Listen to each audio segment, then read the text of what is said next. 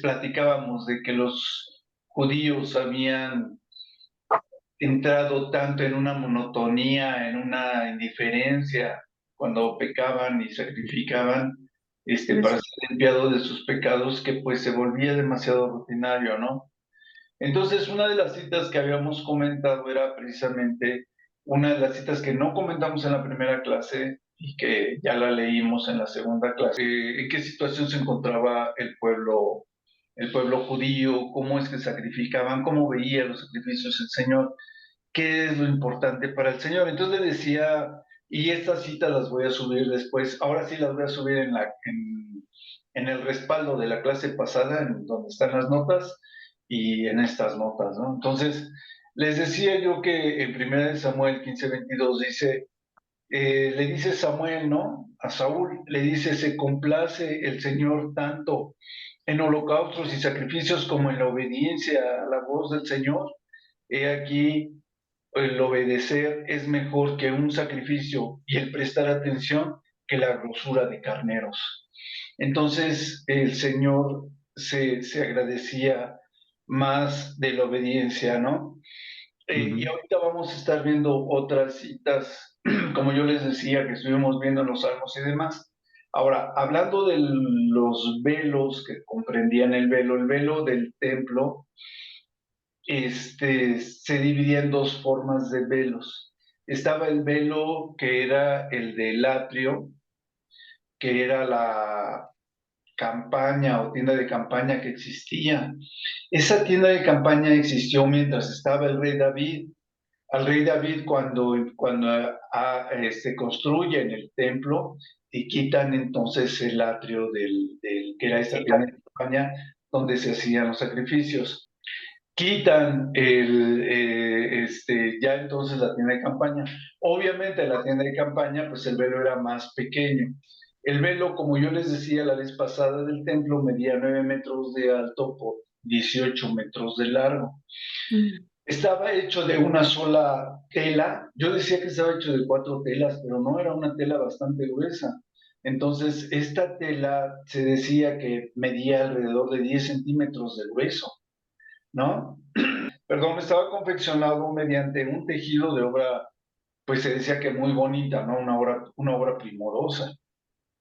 Estaba hecha con lino fino torcido, que esto servía como una base blanca y pura, este, en la parte de la cortina. Luego decía que estaba el carmesí o el escarlata, que también era un hilo de color rojo brillante y que pues le daba profundidad, ¿no? A lo artístico del lienzo. Y luego estaba el azul, que era un hilo teñido también de un tono celeste. Y luego estaba el púrpura, que era un hilo de color morado, que pues estaba asociado históricamente pues con la realeza. Eran dibujos de querubines y demás, lo que estaba plasmado en el lienzo. Entonces, eso es parte de lo que habíamos platicado. Yo les decía que eran como 7 telas, pero no, les digo, ya investigándolo un solo lienzo. Pues era diferente al tabernáculo del desierto, ¿no? Este, el tabernáculo del desierto también compartía los mismos hilos que el templo posteriormente, ¿no? Pero pues obviamente como el tabernáculo era una tienda de campaña, pues era más chico el velo, no era tan grande como el del templo después. Y a diferencia del tabernáculo, que era donde yo me confundí, decía que el tabernáculo tenía una cubierta interior donde el cielo raso era un conjunto de 10 cortinas unidas, hechas de lino fino, torcido, tejidas con hilos azules, púrpura y carmesí, decoradas con querubines, y era la única capa visible desde adentro, lo único que se veía desde adentro. Después dice que la segunda cubierta era en la tienda, o la cubierta de la tienda, era un conjunto de 11 cortinas hechas enteramente de pelo de cabra, pelo blanco que servían como aislante y protección térmico. Luego dice que la tercera cubierta era una capa rústica fabricada de pieles de carnero teñidas de rojo. Y la cuarta cubierta que tenía en el exterior era otra capa impermeable superior hecha de pieles de tejón o pieles de marsopa delfín, según la tradición, diseñada para soportar el clima severo del desierto. Entonces, así es como estaba, el tabernáculo estaba súper cubierto de pieles y telas y demás, y es lo que lo diferenciaba del templo, ¿no? Entonces, eso nada más para corregir la parte.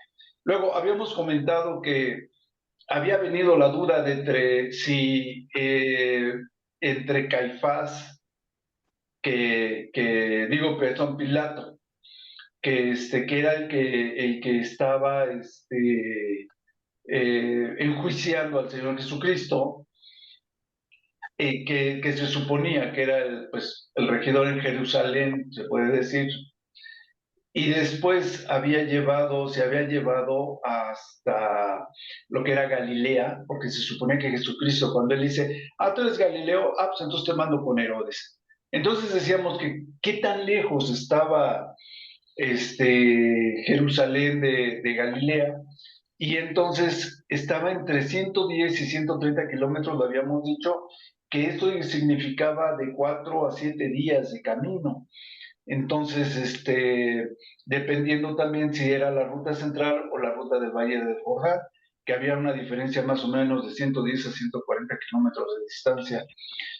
Pero decían las escrituras o los estudiosos que cuando él lo manda con este Herodes, Herodes estaba a 10 minutos porque habían los dos ido, bueno, los dos estaban ahí para las fiestas que venía, ¿no? La Pascua que iban a celebrar. Entonces comentábamos, no, pues eran romanos. Creo que Herodes no era romano, pero Pilato sí era romano. Entonces decía uno, no, pues cómo es que van a celebrar, pero bueno, eso dicen, ¿no? Entonces por eso es que cuando Pilatos lo manda con Herodes, Herodes está con él. Digamos que perdieron una hora ahí y Herodes se lo vuelve a regresar. Porque todo eso, pues recuerden que se mueve en las primeras horas de la mañana o en las primeras horas de la madrugada, ¿no? Después vamos a ver más o menos los horarios, ya los habíamos visto y los vamos a comentar otra vez. Entonces, se calcula que entre Herodes y Pilato había una distancia de la fortaleza de Antonia al palacio de Herodes, un palacio provisional que tenía Herodes ahí. Se suponía que había una distancia de 400 metros, entonces se supone que nada más hicieron de 4 a 10 minutos de llegar de un lado a otro, llevando al Señor Jesucristo. Entonces no se lo tuvieron que llevar hasta Galilea, por eso es que lo pueden juiciar también Herodes. Pero vemos que Herodes más que nada se escarnio del Señor Jesucristo y se lo regresa a Pilato, ¿no? Santo, el caso es que viene el jueves y luego el viernes, el viernes santo, que es cuando empezaba la fiesta, ¿no? Se supone que ellos empezaban a las 6 de la tarde, les surgía que todo fuese hasta la sepultura del Señor Jesucristo fuese antes de las 6 de la tarde, porque ellos tenían que empezar ya la fiesta. Ya habíamos leído que el Señor Jesucristo, según las Escrituras, muere a las 3 de la tarde, es mandado a la crucifixión ¿qué es? A las 12 del día, ¿no? Ok. Eh, Decíamos, ¿no? Que en 1 Samuel 15:22, entonces decía, porque había preguntado, Vale, que, que, que por qué tuvo que sufrir el Señor Jesucristo, ya lo explicamos en la clase, no en esta anterior, bueno, en las dos clases lo hemos explicado, pero decíamos, ¿no? Que los judíos ya tomaban los sacrificios, que es este sacrificio en el cual va a entrar el Señor Jesucristo, tomaban los sacrificios muy a la ligera y por eso estaba un plan de salvación, porque Dios ya sabía varias cosas, que ellos tomaban a la ligera el pecar y luego sacrificar un animal para ser limpiados a través de la sangre, supuestamente, de sus pecados, pero más adelante estaba también el que ellos habían llevado los ídolos, desde que ellos salen de Egipto, acostumbraban jalar con sus ídolos, ¿no? Y se los llevan y son idólatras durante quién sabe cuántos años, porque pues imagínense, desde que salen de presos de Egipto, eh, salen presos de Egipto, después viene el rey David fue 1000 años antes del Señor Jesucristo, entonces imagínense cuántos años estuvieron en idolatría, más de 1000 años. Entonces, decía, ¿no? Decíamos que 1 Samuel 15:22 dice, ¿qué le agrada más al Señor? ¿Que se ofrezcan holocaustos y sacrificios o que se obedezca lo que Él dice? El obedecer vale más que los sacrificios, ¿no? Mm. Entonces, veíamos que en Ezequiel 27 en el Antiguo Testamento, Dios reprende a los israelitas también porque les dice que incluso después de haberlos sacado de Egipto, ellos se negaron a deshacerse de sus ídolos y de sus abominaciones. Y por eso veíamos otras citas, ¿no? Veíamos en Isaías 66:3 que lo comparábamos, ¿no? Que decía, el que sacrifica un buey es como si matase a un hombre, y el que sacrifica un cordero como si degollase a un perro, y el que ofrece oblación como si ofreciese sangre de cerdo, el que quema incienso como si bendijese a un ídolo. Perdón, y ¿No llevan cobijas? porque escogieron sus propios caminos y su alma amó sus abominaciones, ¿no? Entonces, son citas que estuvimos viendo donde se ve que realmente los judíos, el Señor no quería que siguieran haciendo sacrificios porque eran sacrificios infructuosos, ¿no? Entonces, después decíamos que el Salmo 51, 16 y 17, dice, porque no quiere sacrificio. Este salmo, obviamente lo escribe el rey David, después de que él ha pecado y demás, cuando él está pidiendo perdón a Dios. El Salmo 51 es el perdón de Dios que está pidiendo el rey David a Dios por los pecados que ha hecho, que son pues asesinato y demás, ¿no? Entonces dice, este, este pecado que tuvo con Betsabé, ¿no? Y mandó matar a su marido. Entonces, él está en un estado de dolor y de, de arrepentimiento. Y dice, porque no quieres sacrificio que yo lo daría, no quieres holocausto. Los sacrificios de Dios son el espíritu quebrantado, al corazón contrito y humillado, no desprecias tú, oh Dios, ¿no? Entonces, en el Salmo 46 habla, dice, sacrificio y ofrenda no te agradan, has abierto mis oídos, holocausto y expiación no has demandado. Este, Y este mismo versículo también vemos que lo mismo lo hace la cita en Hebreos 10:5 al 7, que explica también directamente cómo pues lo que quiere el Señor es el sacrificio o que se obedezca, aceptando el sacrificio del Señor Jesucristo por nuestros pecados. Después dice el Salmo 50 del 8 al 14. No te, dice, le está diciendo el Señor, ¿no? Es una respuesta que el Señor está teniendo supuestamente en una relación de un momento de meditación o de oración con David.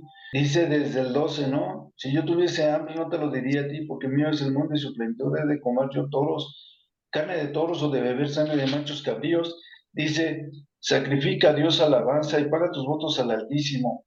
Dice, e invócame en el día de la angustia, te libraré y tú me honrarás, ¿no?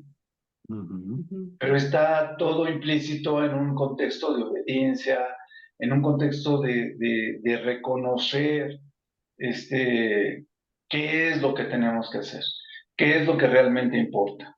Después dice en el Salmo 69, 30, 31, dice, alabaré yo el nombre de Dios con cántico, lo ensalzaré con alabanza y agradará a Jehová más que sacrificio de buey o becerros con cuernos y pezuñas. De todas maneras, les voy a poner las citas, las puras citas, no les voy a poner. Bueno, tal vez sí les pongo el texto, pero todavía no se los aseguro. En los diálogos que aparecen abajo en la clase. Y luego dice el Salmo 4 y 5, dice, hacer lo correcto antes de ofrecer, ¿no? Tenemos que hacer lo correcto antes de ofrecer a Dios. Y entonces dice el Salmo, sacrificio de justicia y confiad en Jehová. Ofreced sacrificio de justicia y confiad en Jehová. Hacer lo correcto, estar haciendo siempre lo correcto. Ok, entonces, estas mismas ideas que existían en los salmos, pues los manejaban los profetas en diferentes situaciones. Porque esto mismo pues lo veíamos, por ejemplo, en Isaías 1:11 o en Miqueas 6, del 6 al 8, y aún el mismo Señor Jesucristo pues hace mención de esto, ¿no? Diciendo misericordia quiero y no sacrificio, ¿no? Cuando lo dice en Mateo 9:13. Después, existe,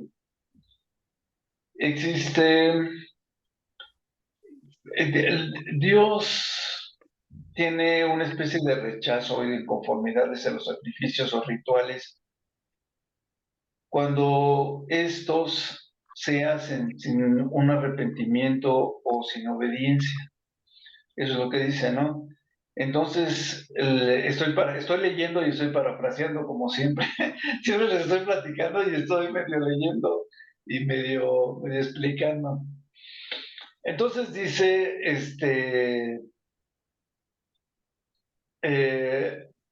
después, la Biblia aclara que Dios no rechazaba los sacrificios en sí mismos, ya que Él lo había ordenado en la ley, sino la actitud hipócrita de las personas que pensaban que dar un animal limpiaba su mala conducta.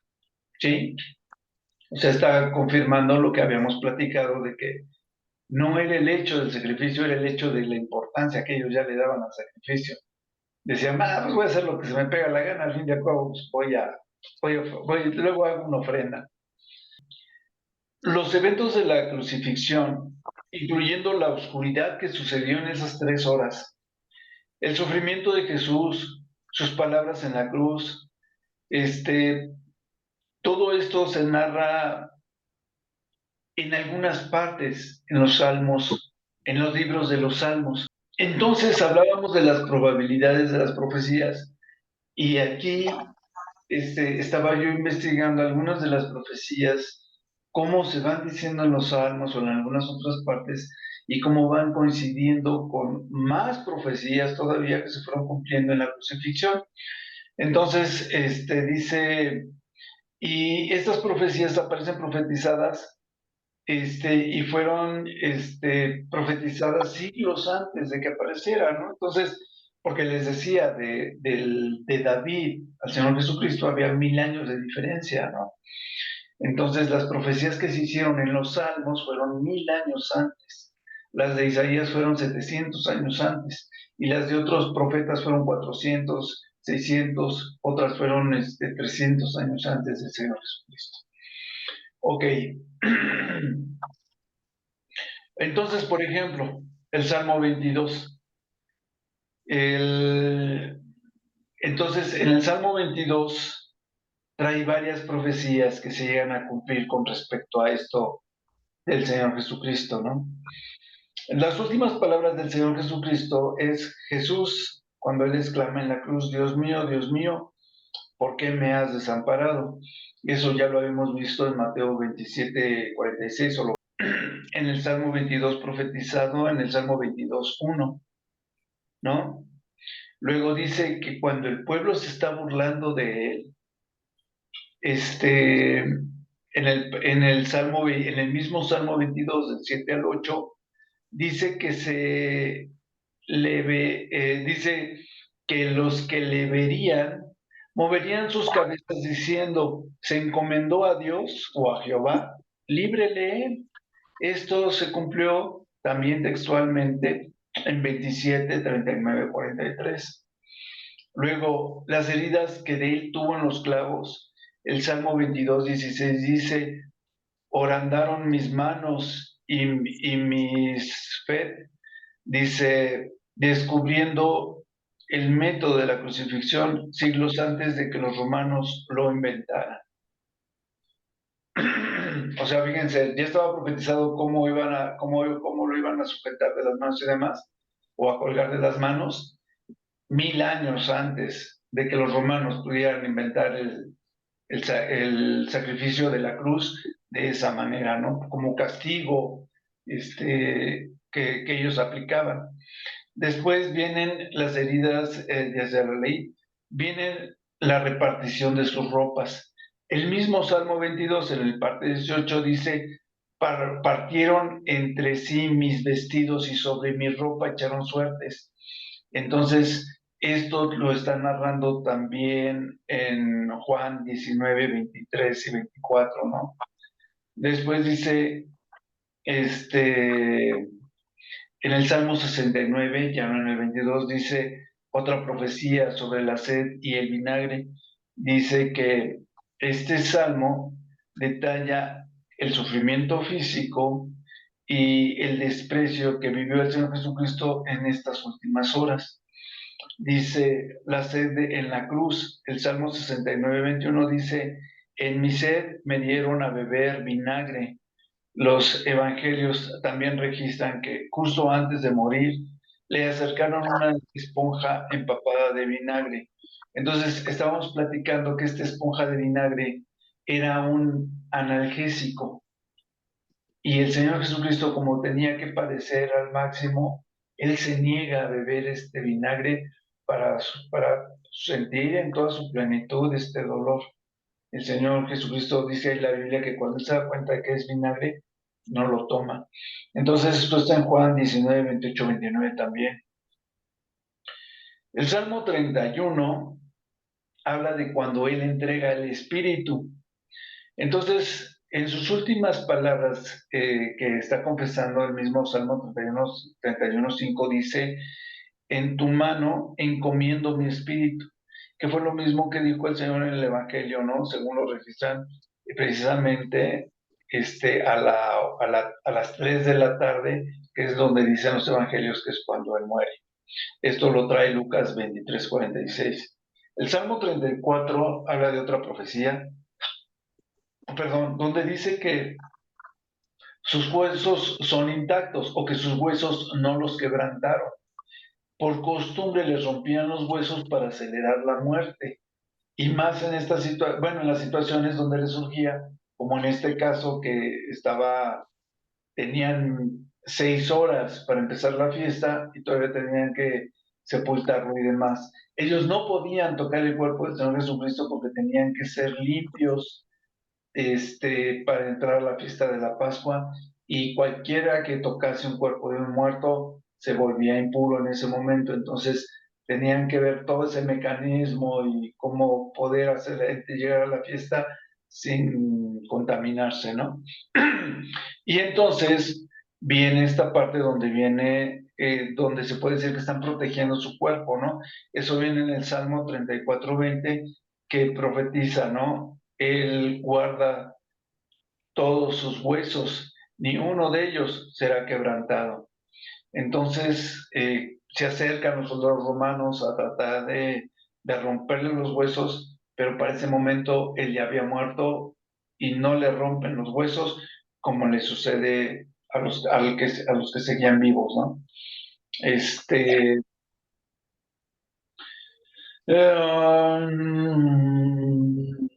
y luego dice, bueno, esto es parte de lo que yo les decía, cada profecía se aumenta una probabilidad de 1 entre 10 cuando menos, ¿no? Ya decíamos que cuando lo venden por 30 monedas de plata era una entre 10. Cuando le aumentas una profecía de que él iba a nacer en Belén, ya es una en 20, digo una en 100. Cuando le aumentas una tercera profecía ya es una en 1000, le aumentas otra profecía ya es una en 10,000, y pues ahorita leímos como 10 profecías que están en el Salmo 22 y otros, donde se venden sus ropas, donde lo cuelgan en un madero, donde la forma en cómo son perforadas sus manos, y etcétera, etcétera, ¿no? Entonces, imagínense la ley de probabilidades para que se cumplieran todas esas profecías, ¿no? Que estaban señaladas al Señor Jesucristo. Ok, entonces dice más adelante que no existe un versículo exacto en el que el Señor Jesucristo mencione que ellos habían todavía llevado los ídolos de desde que salieron de Egipto. Pero esta frase la dice Esteban en el Nuevo Testamento cuando estamos leyendo Hechos 7, 42 al 43, que este, él les reprende a los israelitas por haber llevado las figuras y les dice, y estrellas de su dios Renfán, ¿no? Mientras estaban vagando en el desierto, ellos habían llevado estos ídolos. Luego, déjenme ver si lo tengo, ok. Y luego dice en Hechos 7, de 39 al 43, cómo los israelitas no quisieron obedecer a Dios y en sus corazones volvieron a Egipto al pedirle a Aarón que les hiciera un becerro de oro, ¿no? A las costumbres que tenían de los egipcios.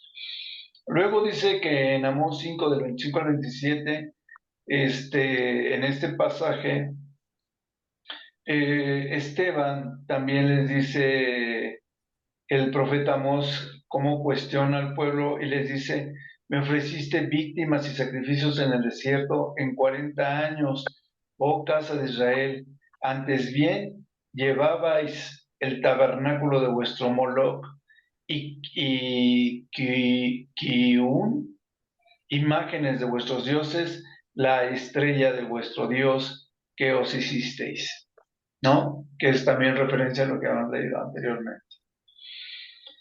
Entonces, pues hay varios pasajes que han hablado de esto, ¿no? De que, pues efectivamente ellos seguían siendo idólatras. Dice que históricamente los eruditos y comentaristas de los bíblicos explicaban que desde la salida de Egipto, el pueblo de Israel mostró una fuerte tendencia a cargar con las costumbres idólatras que tenían desde los egipcios. Ellos estuvieron 400 años, esclavizados, entonces pues se les había pegado algo, ¿no? La astrología, los dioses paganos, y pues habían aprendido durante su esclavitud todo esto de Egipto y salen de Egipto y se llevan sus ídolos y los tienen esos 1000 años, porque si les digo, todavía los apóstoles, cuando los estaban evangelizando, les decían que ellos seguían arrastrando esos ídolos, ¿no? Ok. ¿Tienen dudas hasta ahorita? ¿No? ¿Ya No, se les hace aburrido? no, ¿Sí están aprendiendo? sí, Bueno, va, sigo entonces. Hablando de la cronología, habíamos dicho que se calculaba que más o menos como a las 11 de la noche habían apresado al Señor Jesucristo. Es cuando Judas lo entrega, ¿no? A la multitud. Entonces, hay diferencias entre los horarios. Algo de los horarios que estaba yo viendo aquí es que a las 11 de la noche el Señor Jesucristo es capturado. Luego, eso se supone que era a las 11 de la noche, entre que lo llevan al patio de Anás y demás, se calcula que pues, perdón, pudo haber sido horas más, horas menos. El caso es que como entre las 12 y las 3 de la tarde es cuando él es llevado hasta el sumo sacerdote de Anás y posteriormente es llevado con Caifás, ¿no? Y es cuando es interrogado y se le acusa de blasfemia y demás, y es también cuando Pedro lo niega 3 veces. Luego está cuando él entra al juicio del Sanedrín, que lo explicamos, Se calcula que esto fue más o menos 5 o 6 de la mañana, entre lo del Sanedrín y que Poncio Pilato está abogando por él y que lo envía con Herodes y demás, y que pues a fin de cuentas es interrogado y pues sentenciado por Pilato porque pues la multitud no quiere soltar, ¿no? No quiere desistir. De las 6 de la mañana a las 8:30 es cuando Pilato le hace el segundo juicio, este, y es cuando les dice que si van a querer a Jesucristo o a Barrabás, y es cuando entonces ellos dicen que no, que a Barrabás, y entonces lo manda a azotar, y es cuando le ponen la corona de espinas y otras cosas. Después, viene cuando a las 9 de la mañana, dicen algunas partes de la Biblia que es entregado a los romanos para ser crucificado y es llevado al Gólgota, ¿no? Entonces, y es cuando entonces le ponen la leyenda esta de que este es Jesús, el rey de los judíos y demás. Entonces, pero pues algunos dicen que no fue a las 9 de la mañana, sino fue a las 12 del día, porque eso veíamos en Lucas, si no me recuerdo, que dice que a la sexta hora. Explicamos las vigilias de la noche. Las vigilias de la noche empezaban un día anterior a las 6 de la tarde, 9 de la noche era la primera vigilia, 12 del día, 12 de la noche era la segunda vigilia de la noche, este, 3 de la mañana era la tercera vigilia de la noche y la cuarta terminaba a las 6 de la mañana. Entonces, de ahí empezaba, la primera hora era a las 7 de la mañana, la segunda hora a las 8, la tercera era a las 9, y la sexta hora, que es cuando el Señor Jesucristo es entregado para ser crucificado, se suponía que eran las 12 del día. Y a la novena hora, que es cuando él muere, se supone que es la hora nona, que le dicen que son las 3 de la tarde, que sería la hora nona porque es la hora novena. Entonces, por eso se supone que muere a las 3 de la tarde. Bien, se decía que hay una diferencia entre las horas que había calculado, entre la hora sexta y la hora novena, que está en dos citas diferentes, dos citas bíblicas. Y déjenme ver cuál era la cita. Esto es otra cosa. Ah, bueno, pero creo que estaba aquí atrás. Eso está. En Marcos 15:25 se dice que Marcos 15:25 y Juan 19:14 son los que dan, uno dice que es la hora nona y el otro dice que es la hora sexta, cuando entregan al Señor Jesucristo a la crucifixión. Pero dice así, la aparente contradicción se encuentra principalmente entre Marcos 15:25, que indica que la crucifixión fue a la hora tercera, es decir, a la hora novena o nona, y Juan 19:14, que señala que el juicio ante Pilato era cerca de la hora sexta, es decir, el mediodía. Se dice que Marcos 15:25 afirma explícitamente que era la hora tercera cuando le crucificaron. Y en Juan 19:14 indica que es a la hora sexta.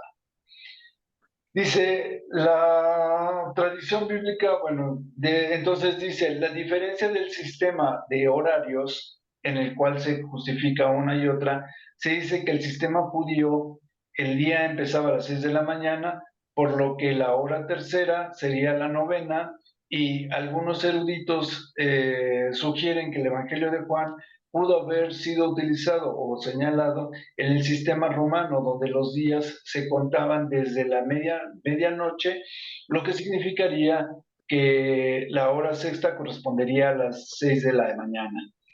Y bueno, pues a mí me dejó igual, me dejó en ascuas, ¿no? No coinciden de todas maneras los horarios.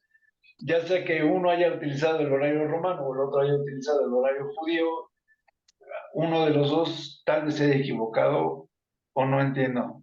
Ok, entonces el caso es que a mí me suena muy lógico que a las 12 del día lo entregan y a las 3 de la tarde muere el Señor Jesucristo, siguiendo la misma narrativa y lo mismo que dicen en 2 o 3 pasajes, donde también se dice que en 3 citas bíblicas, las vimos la vez pasada, se dice que de las 12 del día a las 3 de la tarde hubo 3 horas de oscuridad. Lo explicamos en la clase pasada. Entonces, me suena ilógico, ¿no? Luego habíamos hablado, yo no sé por qué salió lo de la capa de ozono, donde dijimos que había un tipo de clorato que hacía la capa abría la capa de ozono. Monóxido de cloro empieza a desbaratar varias moléculas de la capa de ozono. ¿Y qué creen? Que fue un mexicano, Mario Molina, el que descubrió esto en 1974. Y Mario Molina, este mexicano, se llevó el premio Nobel, creo que el premio Nobel de Química en 1995, que es cuando se hizo un convenio, no recuerdo cómo se llama, para que ya no se utilizara este tipo de cloros en los aerosoles, combustibles y demás, para que ya no se destruyera la capa de ozono. ¿Cómo ven? Está chido, ¿no? César, sí, nada más tengo una duda. Sí. ¿Qué relación tiene lo que estás comentando con respecto a la clase? Me perdí. Nada más porque salió en la clase pasada, ven la clase pasada, pero no recuerdo por qué lo comenté. Ah, ok. Les comenté que era un clorato lo que salió en algo que estábamos comentando, pero dije, me acordé que había sido un mexicano y ahorita para cerrar esta parte, dije, pues está chido que sepamos que es un mexicano el que descubrió esto de la capa de ozono. Ah, ok. Sí. Entonces, ya que aclaramos todo lo demás, ¿tienen dudas? Como dices, medio raro, ¿no? Es lo que dice Marcos y lo que dice Juan. En cuestión ahora, pero Sí. si efectivamente fue esa la conclusión, vaya, de ciertos eruditos en la Biblia, pues sí, así sí cuadra. Entre Sí, 2 y 3. Ajá.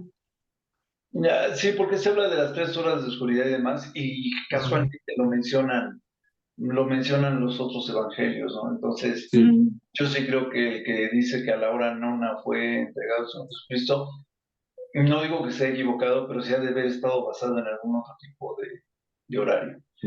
Ajá. Habíamos leído hasta Mateo 27, vamos a leer ahorita Marcos 15, vamos a Marcos 15, chicos, siguiendo platicando estudiando sobre la crucifixión del Señor Jesucristo. Aquí voy a hacer una aclaración. La vez pasada, precisamente, Marta me preguntó si María, la madre de Jacobo y el menor y de José y Salomé, era la misma María, madre de Jesucristo. Entonces, pues asumíamos que como las otras 2 Marías estaban eliminadas por default, pues que a lo mejor sí era, pero no. Ya lo investigué también, nada más que no lo comenté ahorita, pero lo que pasa es que aquí en el libro de Marcos no mencionan a María, la madre del Señor Jesucristo, ¿ok? O sea, mencionan a María Magdalena, María, la madre de Jacob, y Salomé, ¿no? Pues, José y Salomé. Ok, eso es de entrada, porque vamos a llegar ahí. Bueno, lo vamos a llegar, pero ya que estamos ahí, quería hacer la aclaración. Gracias. Además, mucho de lo demás ya lo hemos explicado en el enlace previo que hicimos. Entonces dice, obligaron a uno de los que pasaban, que era Simón de Cirene, a que él le ayudase a llevar la cruz, ¿no? Porque pues ya estaba muy maltratado y estaba muy adolorido. Después lo llevan al lugar de la calavera o el Gólgota. También les mandé la fotografía de las que le había comentado, se las mandé al grupo para que vean la fotografía del Gólgota, cómo se ve ahí como el rostro de una calavera, para que puedan ustedes apreciarlo.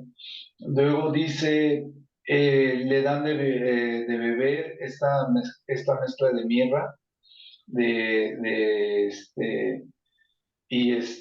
es la que él no toma, que es un analgésico. Repartieron entre ellos sus vestidos, como lo estábamos viendo. Dice, era la hora tercera cuando le crucificaron, y el título escrito, ¿y qué es lo que decíamos, no? No era la hora tercera, se suponía que era como la hora, lo entregan a las 12 y a la hora novena es cuando él muere, que es aquí donde hay la diferencia en las citas. Decía que el título decía que era el rey de los judíos, cosa que también estaba profetizado. Luego dice que también dice en el 27 que lo crucifican junto con los ladrones, que eso se cumple en la escritura que está en Isaías 53:12, donde dice que con los impíos fue su sepultura, ¿no? Y después dice que también para cumplir con lo que decíamos del Salmo 27, que los que pasaban lo injuriaban y pasaban y movían la cabeza, también del concierto del Mesías, donde viene esta parte, también ya se la subí el enlace del concierto del Mesías de Händel al grupo para que puedan ver el video. Está padrísimo ese concierto y además está traducido al español. Les decía yo que lo escribe Händel, que era alemán, se convierte en 3 meses, hace el concierto de Händel que dura 3 horas y lo hace en el idioma inglés, narrando desde las profecías del nacimiento del Mesías hasta la venida del Mesías reinante. Es una narración padrísima. Ahí viene la aleluya de Händel, viene el amén de Händel, y uno de los cantos que hay es precisamente donde la gente meneaba la cabeza diciendo, creyó en Dios, pues que le salve Dios, ¿no? Entonces, véanlo, es un conciertazo que les recomiendo. Y pues meneaban la cabeza, ¿no? Diciéndole que le salvara a Dios. Esto estaba, como les decía, en el Salmo 22:7. También aparece en el 109:25 y en Marcos 14:58 hacen mención, igual en Juan 2:19, que pues son los libros que más o menos estamos viendo.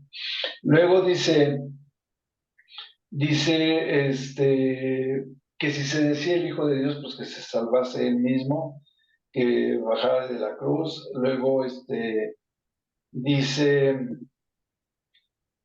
el 32, el Cristo, Rey de Israel, descienda ahora de la cruz para que veamos y creamos. Que eran 2 o 3 cosas que estaban diciendo precisamente sobre que, pues si él era el Hijo de Dios, pues que él viera quién lo enviara o quién lo bajara de la cruz, ¿no? O que él se bajara. Dice que a la hora sexta, híjoles, que aquí está, fíjense, dice que a la tercera hora, fíjense lo que les voy a explicar. Dice que la tercera hora es cuando lo llevan a crucificar. La hora sexta a la novena, que era de las 12 del día a las 3 de la tarde, fue cuando están las tinieblas, son 3 horas de tinieblas. Hasta la hora novena hubo tinieblas, que era lo que les decía. Entonces, en cierta manera sí coinciden, nada más que aquí lo que decía es que pues a las 3 de la tarde se entregaron, a las 3 de la mañana se entregaron.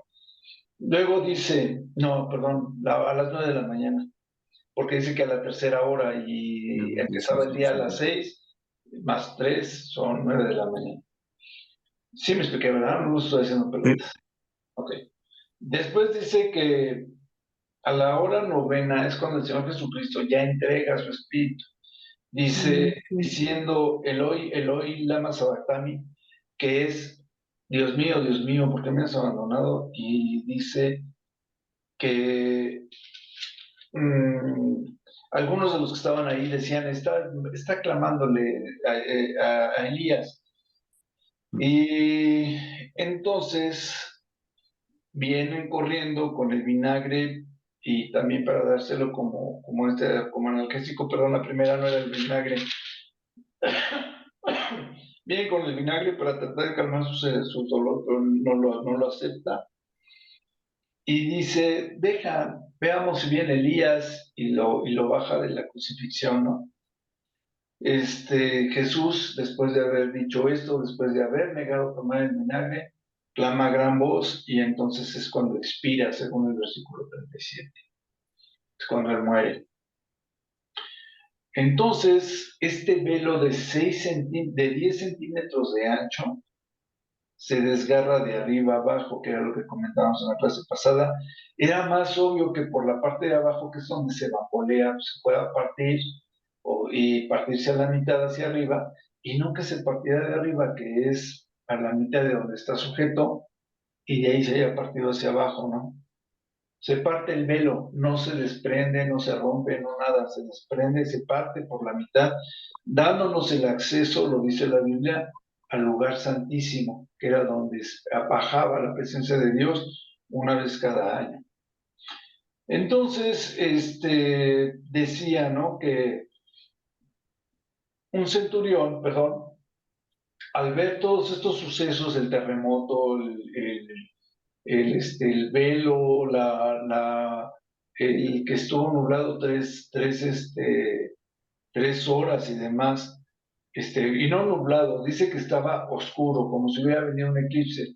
Y decíamos que en la historia pues, los eclipses más largos han durado 20 minutos, media hora, cuando más, no más. Entonces, 3 horas de oscuridad. Y entonces dice este centurión, verdaderamente este hombre era el Hijo de Dios. Y ya leímos lo de las mujeres. Y bueno, dicen que ellas mismas eran las que le seguían y le servían. ¿Tiene alguna duda? No. Muy parecidos los textos de Mateo y de Marcos. Vamos a leer Lucas 23, del 26 en adelante. Entonces, por favor, Javis. Sí. Ha estado, como lo hemos estado viendo, ¿no? Dice, la crucifixión y muerte del Señor Jesucristo. Otra vez vemos que cuando lo lleva a la cruz, le dicen a Simón de Cirene que lo ayude. Luego vemos que Jesús voltea hacia ellas y les dice, hijas de Jerusalén, no lloréis por mí, sino llorad por vosotras mismas y por vuestros hijos. Antes habían ellos dicho que la sangre de ese justo fuera sobre de ellos y sobre de sus hijos.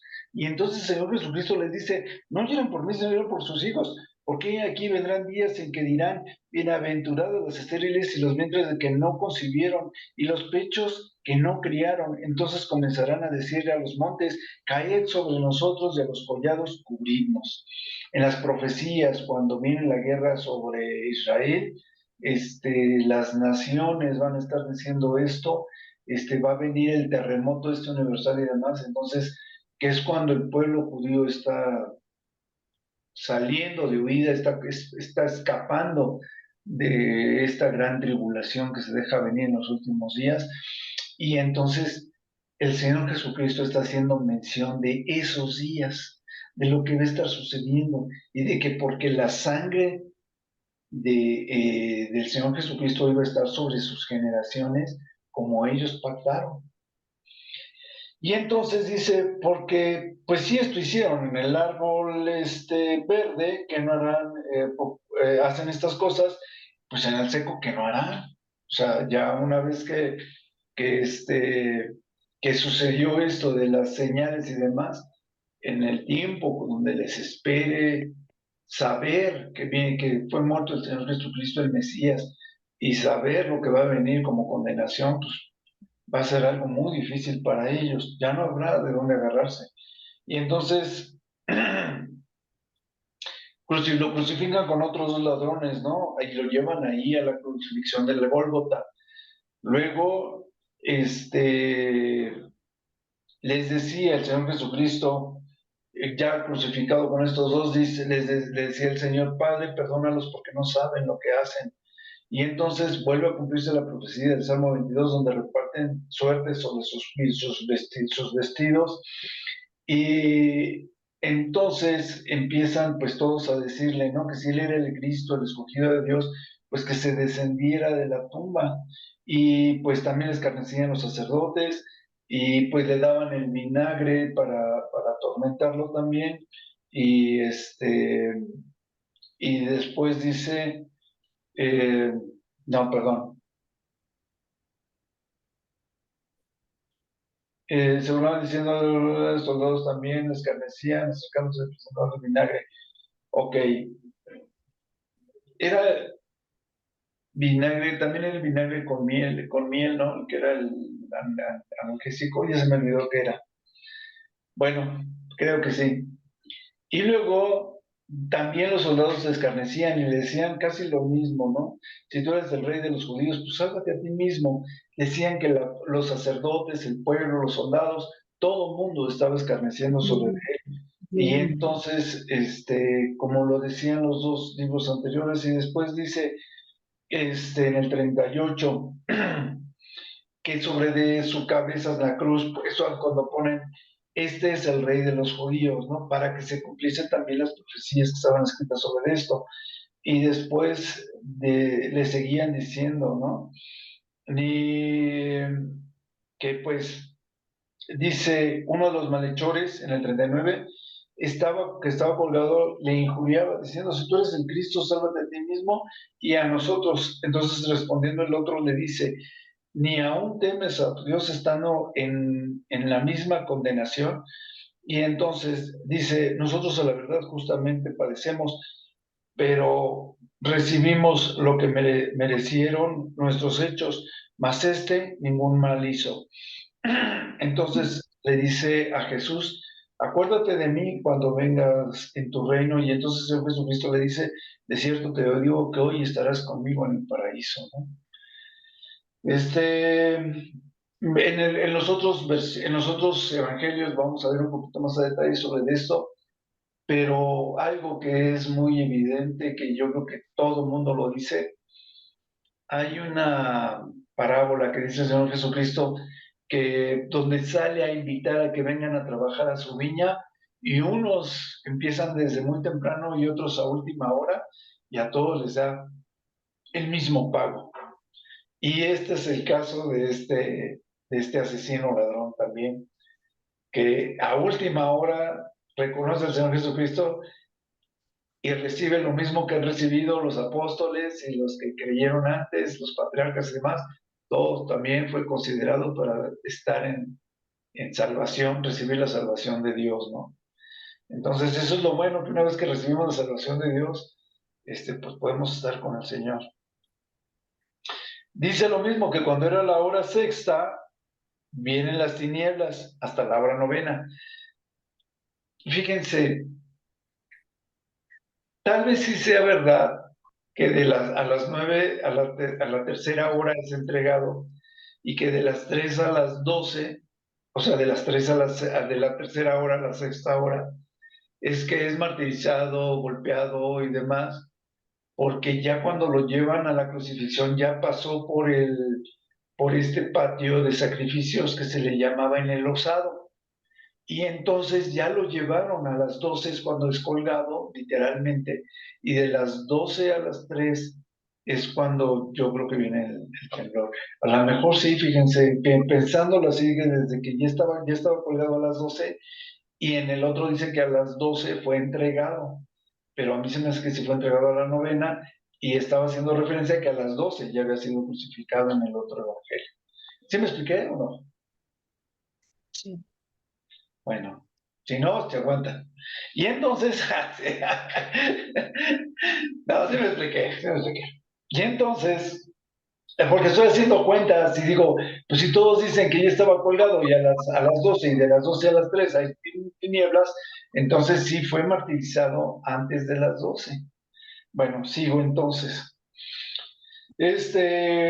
Cuando era como la hora sexta, hasta la hora novena, que son las tinieblas, y entonces el sol se oscurece y es cuando el velo del templo es rasgado después del temblor, y entonces dice, entonces Jesús clamando a gran voz dice, Padre, en tus manos encomiendo mi espíritu, y habiendo dicho esto, es cuando él expira. Entonces el centurión que lo estaba viendo, dando gloria a Dios, dice, verdaderamente este hombre era justo. El centurión no podía decir este era el Hijo de Dios, como lo dice anteriormente, o tal vez sí lo dijo, pero lo que voy es que él no conocía tanto respecto a por qué le decían rey, por qué se decía el Hijo de Dios y demás. Y entonces, toda esta multitud que estaba presente, presenciando todo este espectáculo, como lo marcan aquí, decía, ¿no? Golpeándose el pecho y porque estaban reconociendo que pues efectivamente esto que estaba pasando, todo esto era muy inusual y que marcaba que efectivamente había muchas posibilidades de que Jesucristo hubiese sido el Mesías, pero todos sus conocidos y las mujeres que le habían seguido desde Galilea estaban lejos, de lejos, mirando todos esos acontecimientos, como la gente estaba reconociendo cómo estaba el temblor, la situación del centurión y todo esto, ¿no? Ya me pasé 5 minutos, ahí se ven. Vamos a orar para despedirlos. Ok, tengo que ir, a veces luego dicen que voy muy rápido, pero es que ya lo ven, hablando como taravilla y no me da tiempo. Pero pues es un repaso, ¿no? ¿Es que? Al final de cuentas es un repaso de todo Sí, lo que ya hemos es visto. que hay que hacer un repaso detallado y sacando los errores y lo que no quedó claro, siempre lo hago al principio de la clase. Entonces habíamos visto varias cosas que pues había que aclarar y que les quedara más, para que pues no hay como que sepan bien realmente cuánto medía el templo, por qué el tabernáculo fue antes del templo, y etcétera, etcétera, ¿no? Cuánto medía el tabernáculo, ¿qué es? ¿Cómo se llama? El que separaba el lugar santísimo del lugar santo. ¿El telón? ¿Era el telón? ¿Cómo se le decía? El velo. El velo. El velo. Sí, sí, el telón pero no, no es telón. ¿Cómo se llama?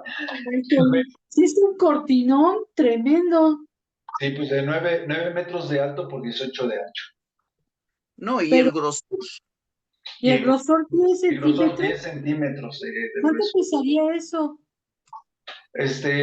Ya lo había yo visto varias veces en las lecturas, en las clases, pero más o menos lo recordé en la clase anterior.